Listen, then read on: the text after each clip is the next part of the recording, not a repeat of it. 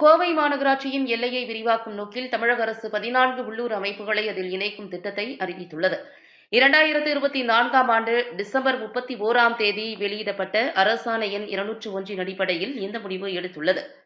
இணைப்பில் மதுக்கரை மாநகராட்சி, தேரூர், வேடப்பட்டி, இருகூர், வெள்ளலூர் நகர பஞ்சாயத்துகள் மற்றும் நீலம்பூர், மயிலம்பட்டி, சின்னியம்பாளையம், குருதம்பாளையம், அசோகாபுரம், சோமையம்பாளையம், மலுமிச்சம்பட்டி, சீரபாளையம், கீரநத்தம் ஆகிய 9 கிராம பஞ்சாயத்துகள் உள்ளன.